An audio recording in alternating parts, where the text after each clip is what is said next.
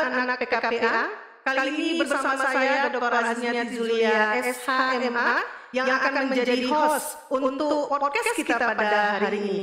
Nah, para pemirsa, topik hari ini kita akan membahas masih relevankah Undang-Undang Sistem Peradilan Pidana, Undang-Undang 11 tahun 2012 tentang Sistem Peradilan Pidana saat ini, yang sudah diberlakukan pastinya terhadap pelaku tindak pidana. Nah, tentunya topik ini sangat menarik ya. Dengan saya hostnya, dan di hadapan kita sudah ada dua narasumber yang saya yakin dan percaya kita tidak ragukan lagi kredibilitasnya.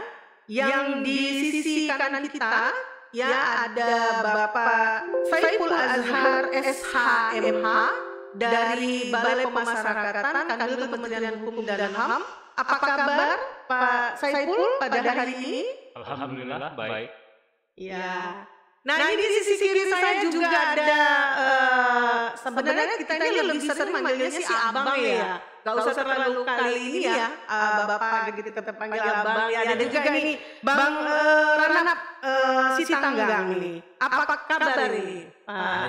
Bang Ranap. Oke, nah sebelum kita masuk, saya ingin dulu menanyakan ini kepada Bang Saiful. Kira-kira Bang Saiful mungkin dari pekerjaan Bang Saiful dulu lah di Bapas terkait dengan masalah anak nih, anak yang berhadapan dengan hukum, terutama anak sebagai pelaku atas peristiwa pidana. Kira-kira bisa dijelaskan dengan pekerjaan Abang. Silakan Bang.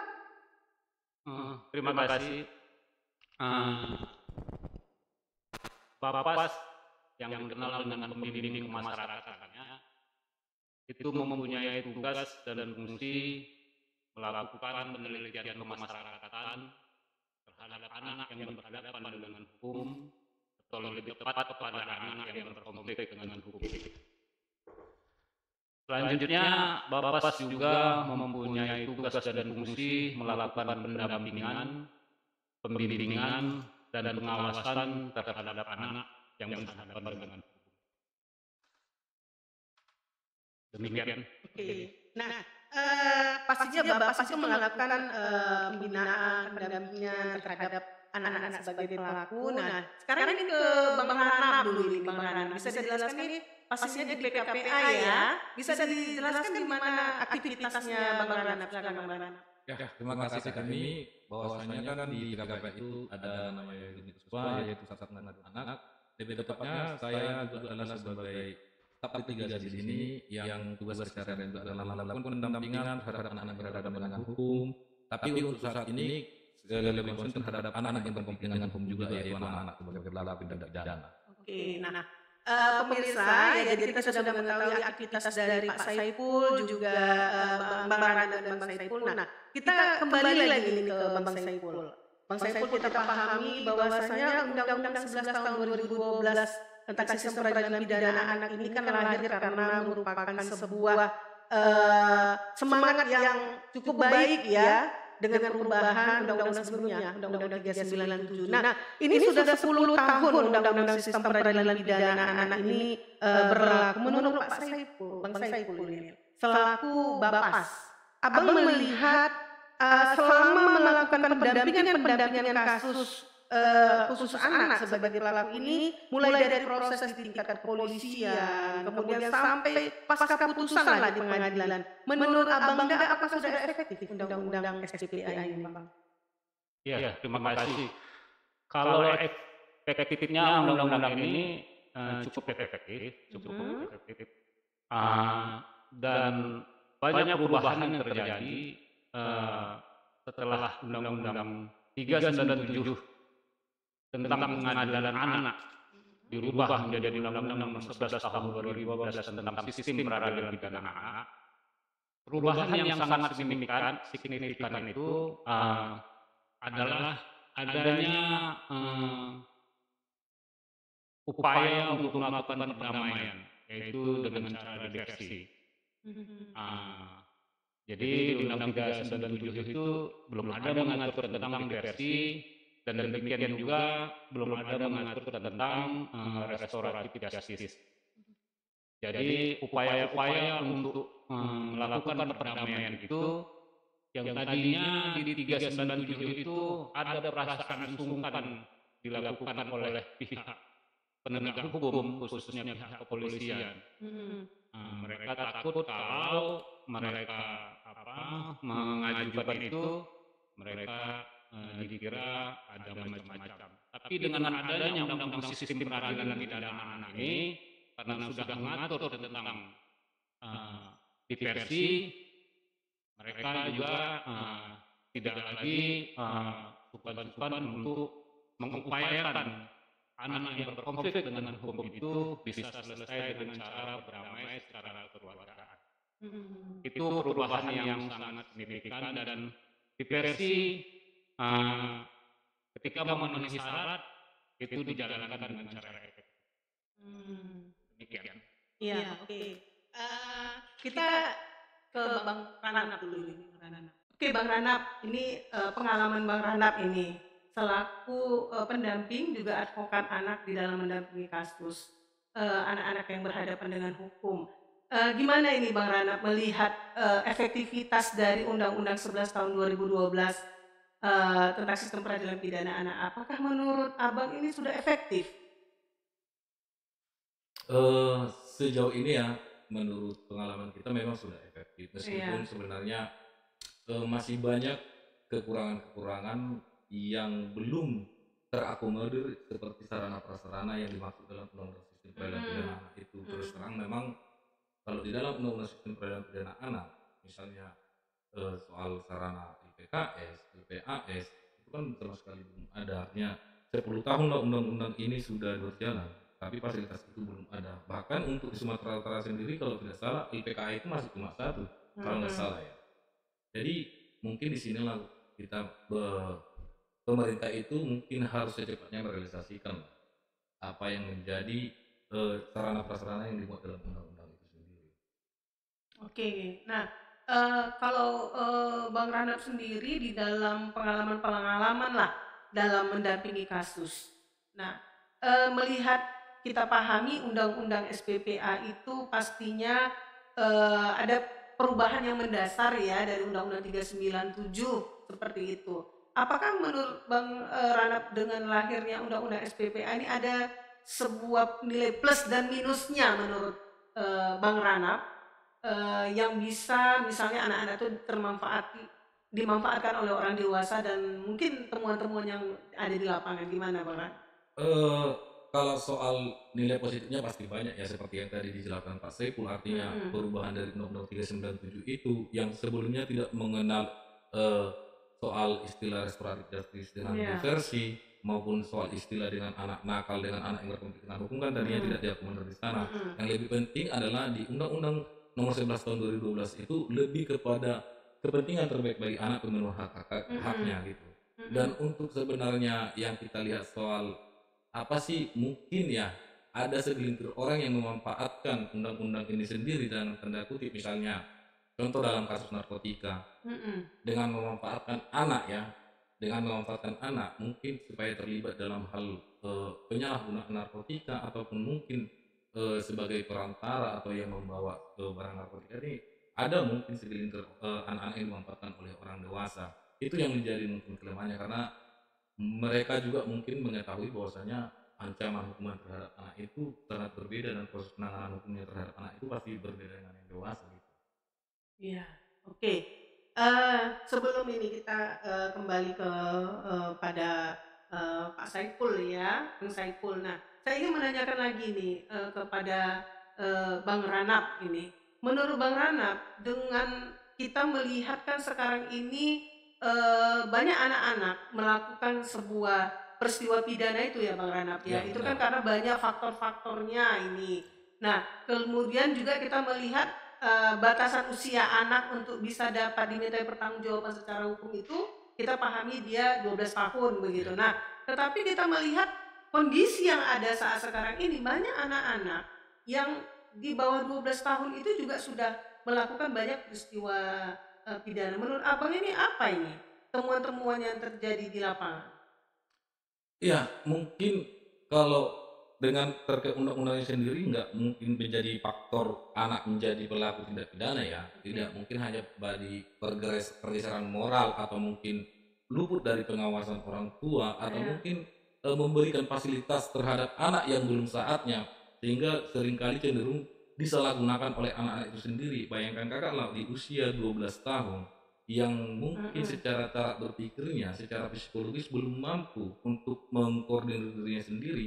Kita memberikan suatu fasilitas misalnya HP ataupun sepeda motor, ini kan akan rentan menjadi disalahgunakan oleh anak itu sendiri, sehingga memang soal konteks bagaimana anak ini tidak bisa dilakukan, sebenarnya bukan proses ya, kalau di PP 65 tentu dia boleh dilakukan tindakan terhadap anak yang menjadi diduga pelaku tindak pidana, hanya saja memang bukan penjara tempatnya ya, atau di LPKA gitu, hanya saja melalui pelatihan pekerjaan. Oke, terima kasih Bang Rana. Kita balik ini kepada Bang Saiful ini ya Bang.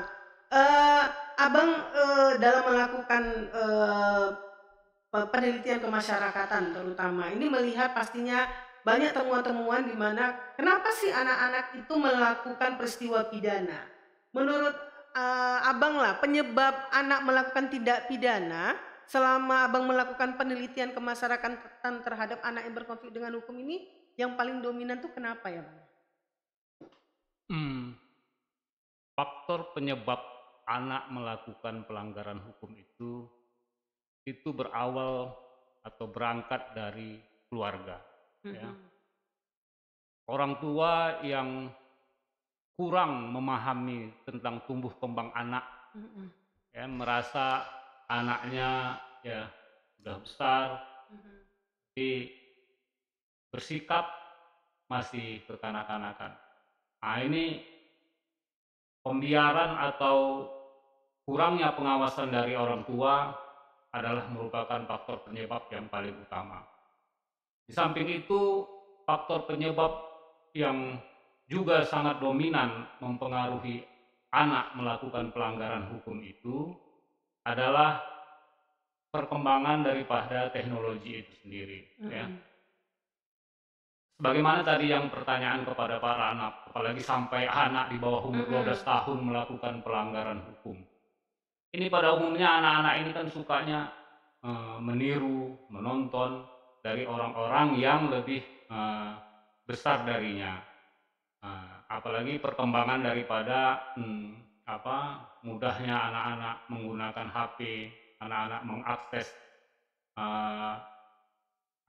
tontonan-tontonan video segala macam yang ada di HP tersebut, di internet terus segala macam. Ini juga sangat mempengaruhi dari anak ingin tahu sehingga anak ingin mencoba. Benar apa yang disampaikan Ibu moderator tadi, bahwasanya anak yang melakukan pelanggaran hukum di bawah 12 tahun ini angkanya juga semakin meningkat. Ya. Bahkan sampai lagi pada penganiayaan yang mengakibatkan meninggalnya anak korban, temannya sendiri, teman sekolahnya.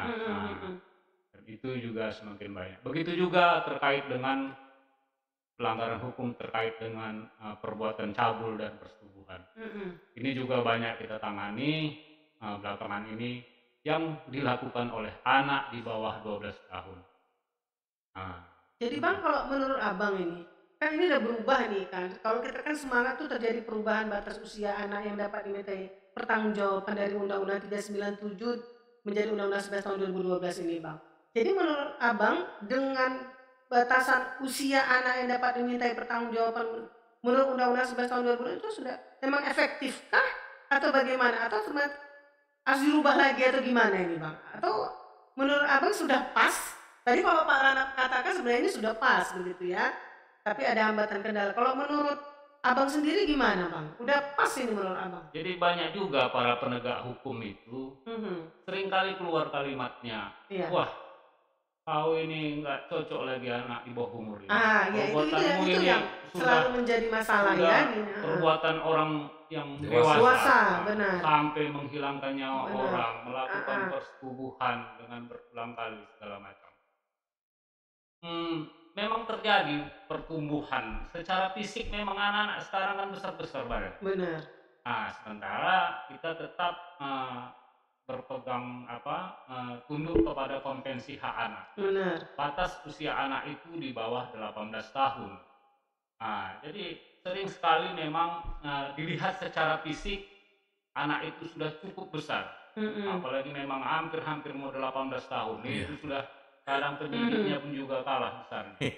Nah, sehingga ya apakah kita harus merubahnya ini? Kalau kita merubahnya ini sementara kita sudah menggratifikasi Benar. Konvensi anak ya Pak ya. Konvensi anak ya. Apakah kita harus mau balik ke belakang dikurangi atau bagaimana? Nah, jadi menurut saya upaya-upaya preventif lah yang harus diupayakan lebih maksimal sehingga angkanya ini bisa menurun. Satu. Kedua, memang apa yang disampaikan Pak Rana tadi sangat benar. Undang-Undang 397 dan Undang-Undang 11 tahun 2012 ini kuncinya ada pada penegak hukum itu sendiri yang menangani perkara anak yang berhadapan dengan hukum. Ketika penyidik, jaksa penuntut umum dan hakim tidak perspektif dia terhadap anak, tidak memahami tentang anak, ya saya rasa ini gagal juga. Jadi penanganan anak ini memang harus dibedakan dengan cara-cara penanganan orang dewasa. Apalagi intel-intel di lapangan ini. Ini kayaknya belum tersentuh dengan pendidikan sistem peradilan pidana anak. Mereka melakukan penangkapan itu, cara-caranya itu. Ya sama aja dengan cara bagaimana melakukan penangkapan dengan orang-orang dewasa. Ini juga perlu juga penanganan yang menjadi perhatian bagi penegak hukum. Saya rasa iya. Oke. Baik. Menurut ini balik lagi ke Bang Ranap ini. Tadi Bang Ranap sudah menyampaikan bahwasanya undang-undang itu sebenarnya cukup baik gitu ya. Persoalan efektivitas itu kan kaitan dengan adanya hambatan dan kendala pastinya. Ini pengalaman ini kembali kepada Bang Ranap ini. Hambatan dan kendala apa yang sering ditemukan ketika misalnya ini hakim sudah perspektif terhadap anak, begitu ya. Ini persoalannya kan terkait tentang masalah LPAS, LPKS dan lain-lain. Itu jadinya apa yang menjadi kendala ini? Apakah memang akhirnya anaknya putusannya itu karena pertimbangan tidak ada LPKS dari dikembalikan aja kepada orang tua atau bagaimana? Ini pengalaman-pengalamannya gimana ini, Bang Rana? Ya, beberapa kasus yang kita tangani ya, memang di satu sisi hakimnya perspektif anak. Tentu dalam hal suatu menjatuhkan putusan terhadap anak itu, pastilah putusannya adalah kepentingan terbaik bagi anak. Yang pastinya di sana adalah menjauhkan anak dari pemidanaan, ya. Tapi memang faktanya seperti tadi di awal yang saya jelaskan itu, sarana prasarana itu kan belum ada. Seharusnya memang seperti tadi, kalau memang anak ini tidak mau ditempatkan di LPKA, mengingat artinya anak ini pun masih bersekolah kan gitu. Pertanyaan, anak ini mau dikemana? Dikembalikan kepada, misalnya kepada orang tua. Tentu dari perspektif korban juga kita harus lihat. Bisa juga berdampak kepada anak ini. Misalnya contoh, ketika ada korban, anak ini tiba-tiba dikembalikan kepada orang tuanya akan menjadi suatu masalah. Gitu.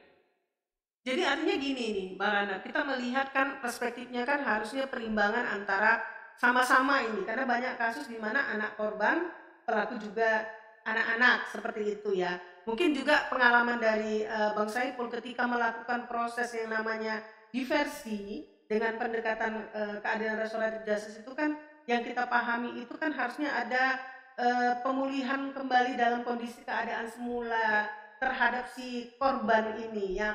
Yang dikatakan pemulihan kembalinya ini memang tidak mesti harus dengan ganti rugi, kan bisa juga dengan kata maaf dan lain-lain begitu ya.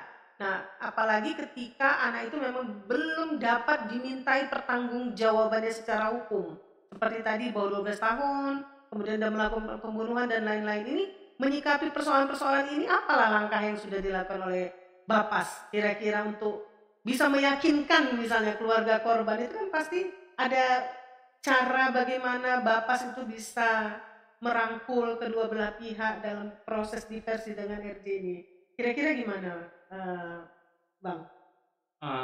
Kalau terkait penanganan anak yang di bawah 12 tahun, Iya, itu kan penyelesaiannya hanya sampai kepada tingkat tindakan. kepolisian Iya, aja.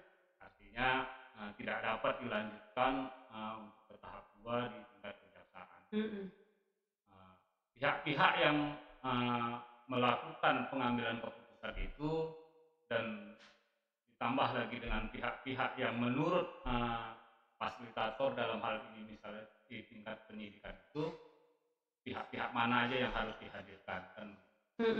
Bagaimana kita meyakini pihak korban karena memang mereka dirugikan, kita harus memberikan pemahaman daripada undang-undang itu sendiri dan turunannya PP nomor 65 tahun 2015 itu.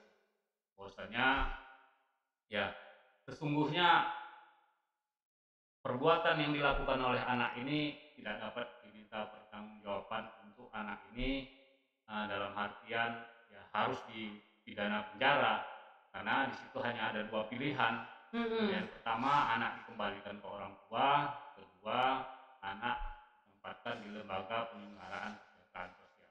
Permasalahannya sebagaimana yang disampaikan oleh Pak Rana tadi, LPKS itu di Sumatera Utara ini aja tidak ada. Memang ada ditunjuk PSAR itu sebagai LPKS, tapi ya itu tadi pihak PSAR sendiri pun ya tidak dipersiapkan untuk bagaimana penanganan anak yang berhadapan dengan hukum itu. Sehingga memang tidak menjadi efektif lah dia. Tapi kalau memang benar-benar LPKS itu ada, maka ini adalah suatu solusi untuk tidak menempati anak di lembaga penjara. Kita ingat lagi kehadiran Undang-Undang Sistem Peradilan Pidana Anak ini, sejarahnya itu adalah bagaimana upaya untuk menjauhkan anak dari pidana penjara itu. Tapi itu tadi, ketika kalau kita lihatlah dari undang-undang itu secara sistematisnya, undang-undang pidana penjara itu ditaruh di paling yang bawah. Ditaruh ditempatkan di paling bawah. Tapi kenyataannya ini malah jadi naik di atas. Karena apa? Memang LPKS itu tidak ada. Lembaga penyelenggaraan kesejahteraan sosial itu tidak ada. Sehingga menjadi sulit juga hakim mau memutus untuk menempatkan anak ke LPKS, misalnya mendapatkan pelatihan kerja segala macam. Sehingga ya menjadi naik lagi angka itu untuk pidana penjara itu. Karena memang tempatnya, fasilitasnya itu tidak ada. Jadi saran abang itu gimana ini, Bang? Ya, saran ke depannya itu gimana? Seharusnya undang-undang yang begitu baik itu harus didukung lah dengan saprasnya, sarana dan prasarananya, sehingga menjadi benar-benar efektif dia berjalan. Sehingga kita pun ketika ditanya harus ditaruh di mana anak ini, selain daripada lembaga pembinaan khusus anak atau LPKA, ya kita juga bingung harus ditempatkan di mana, kan begitu. Jadi memang benar apa yang disampaikan oleh Pak Rana tadi. Jadi efektifnya suatu undang-undang itu aturannya memang sudah baik, tapi didukunglah oleh sarana dan prasarana. Jadi kalau abang sendiri optimis nggak nih kira-kira, Bang? Kalau tidak ada perubahan sih ya, saya bisa jadi berubah menjadi pesimis. Pesimis ya. Kalau Bang Rana gimana? Karena sudah 10 tahun kan. Iya, betul. Sudah berjalan. Sudah 10 tahun. Kalau Bang Rana sendiri gimana, Bang Rana? Optimis atau pesimis? Ya sama juga sih, artinya sependapat dengan apa yang disampaikan konsep tadi. Mungkin sebelumnya pun kita pernah bercerita-cerita juga. Artinya 10 tahun ini kan bukan masa transisi lagi namanya. Seharusnya kan sudah goalnya yang ada. Barangnya itu sudah ada, fasilitas itu. Jadi mau sampai kapan persiapan ini? Sementara anak-anak itu yang menjadi pelaku tindak pidana yang kita lihat semakin harinya kan tetap ada atau bahkan mungkin meningkat juga kan gitu. Iya. Terakhirnya bermuara semua kepada LPKA. Sementara LPKA pun hanya satu mungkin Sumatera Utara. Kadang dia sampai digabung dengan orang-orang dewasa ketika itu adalah di daerah, hanya soal diskat-skat aja gitu. Itu yang mau kita lihat. Kalau dibilang optimis sejauh ini kayaknya sudah mulai berkurang karena di usia 10 tahun itu bukan lagi masa transisi. Enggak lagi. Iya, ya, gitu ya. Jadi artinya kalau kita melihat mengacu kepada undang-undang SPPA itu kan harapan setelah undang-undang itu disahkan, nomenklatur itu juga sebenarnya sudah berubah ya.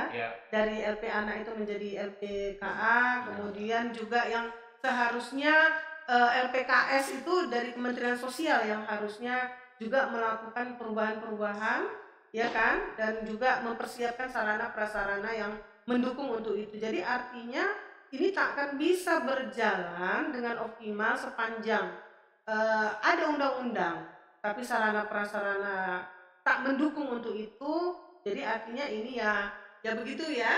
Artinya kita bagaimana mendorong supaya ini percepatan tetap harus ada LPKS dalam hal ini instansi yang kompeten untuk itu juga harus melakukan program-program percepatan untuk ini. Mungkin itu kita sepakat untuk itu ya.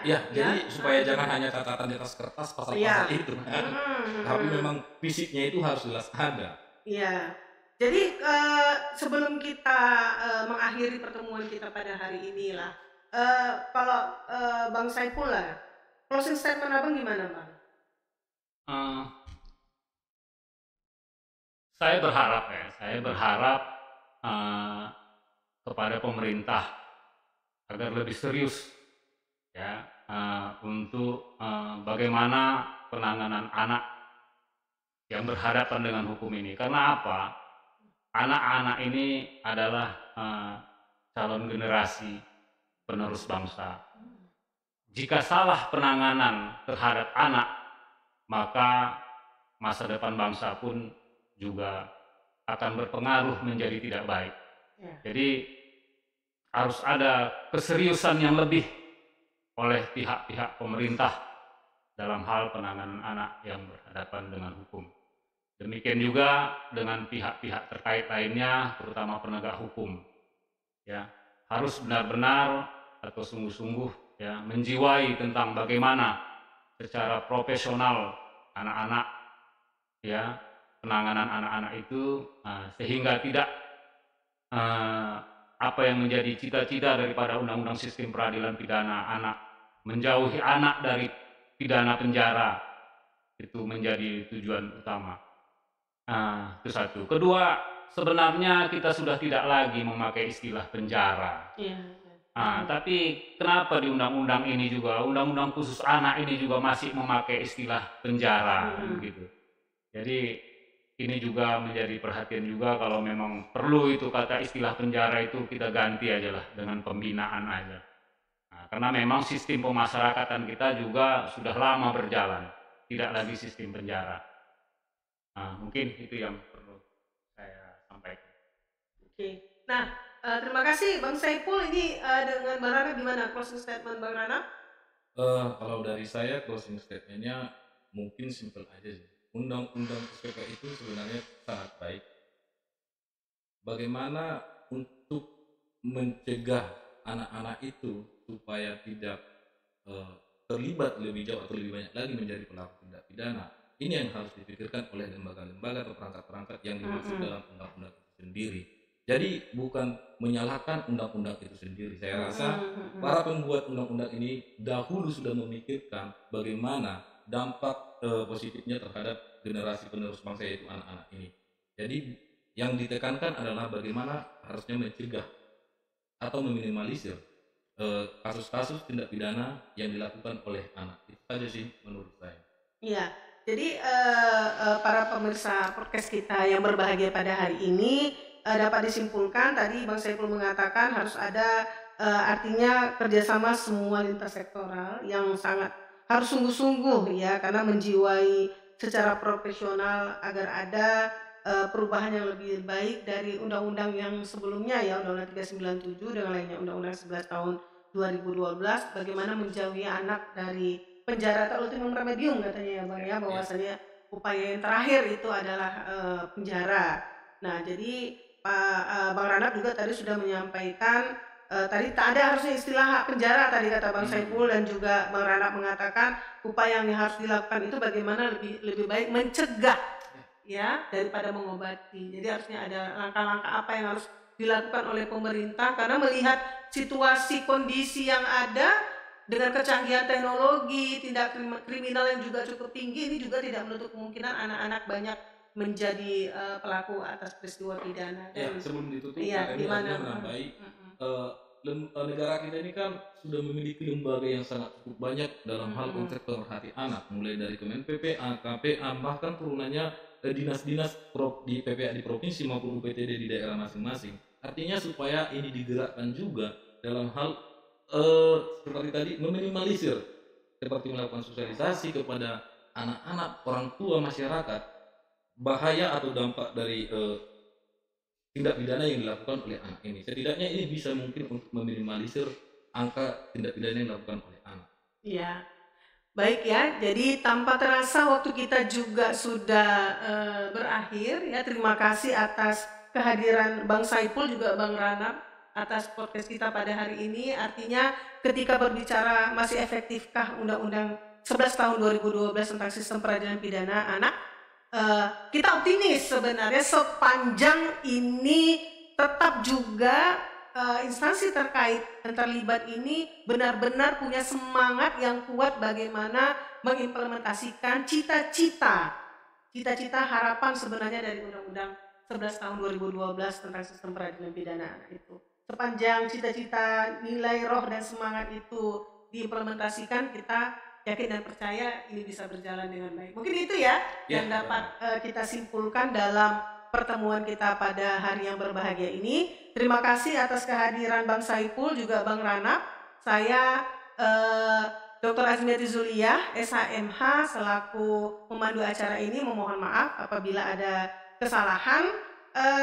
Saya akhiri ya dengan berpantun, jalan-jalan ke Sumatera Utara, melihat Danau Toba sangatlah indah. Harapan anak bahagia di Sumatera Utara, semoga efektivitas Undang-Undang SPPA berjalan indah. Baik, itu saja yang dapat saya sampaikan, lebih dan kurang mohon maaf.